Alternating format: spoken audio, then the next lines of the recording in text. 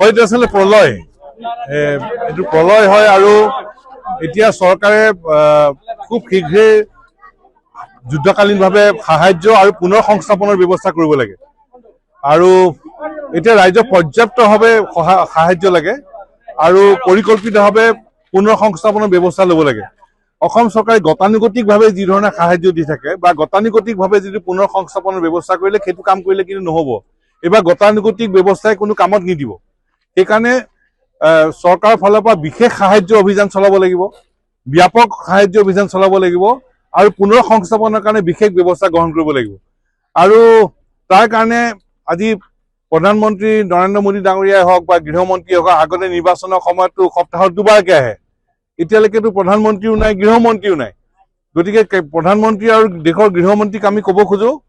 যে তেখেতসকলে তৎকালীনভাৱে অসমলৈ আহিব লাগে নিৰ্বাচনৰ সময়ত যদি সপ্তাহত দুবাৰকৈ আহিব পাৰে এতিয়া বান বিধ্বস্ত ৰাইজক খবৰ ল'বলৈ তেখেতসকলে আহিবলৈ কিয় সময় নাপাব মানে অসমৰ সম্পদ হ'ল দেশৰ সম্পদ কিন্তু অসমৰ সমস্যা ৰাষ্ট্ৰীয় সমস্যা নহয় নেকি এইটো আমাৰ মনত খং আছে ক্ষোভ আছে বেদনা আছে আৰু সেইকাৰণে প্ৰধানমন্ত্ৰী ডাঙৰীয়া আৰু গৃহমন্ত্ৰী ডাঙৰীয়াই শীঘ্ৰে অসমলৈ আহিব লাগে বান আক্ৰান্ত ৰাইজৰ খবৰ ল'ব লাগে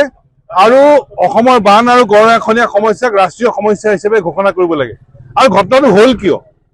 কি কাৰণে হ'ল ঘটনাটো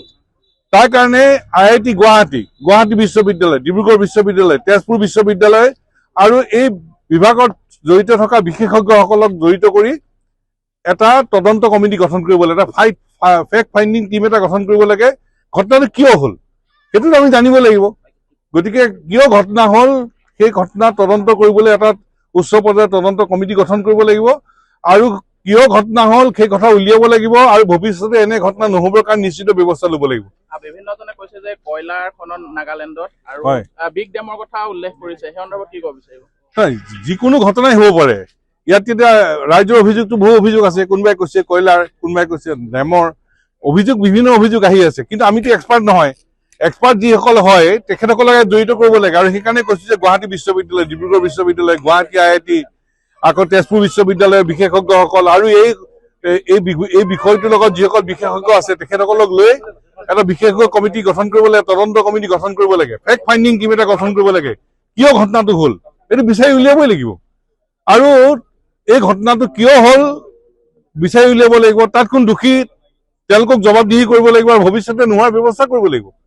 সেই ব্যৱস্থা লাগিবই কিন্তু আজিৰ তাৰিখত আটাইতকৈ জৰুৰী কথাটো হ'ল যে চৰকাৰে গতানুগতিক সাহায্য গতানুগতিক পুনৰ সংস্থাপন সেই ব্যৱস্থাৰে কিন্তু কাম নচলিব এটা বিশেষ অৰ্থনৈতিক পেকেজ ঘোষণা কৰিব লাগিব এই বান আৰু গৰাখহনীয়া এইটো এটা প্ৰলয় এইবাৰ আৰু সেইকাৰণে এটা বিশেষ অৰ্থনৈতিক পেকেজ ঘোষণা কৰিব লাগিব অসম চৰকাৰ আৰু কেন্দ্ৰীয় চৰকাৰ উভয় চৰকাৰে এটা বিশেষ অৰ্থনৈতিক পেকেজ দিবই লাগিব যিকোনো খবৰৰ বাবে যোগাযোগ কৰক 9181 307 221 আমাৰ এই নম্বৰত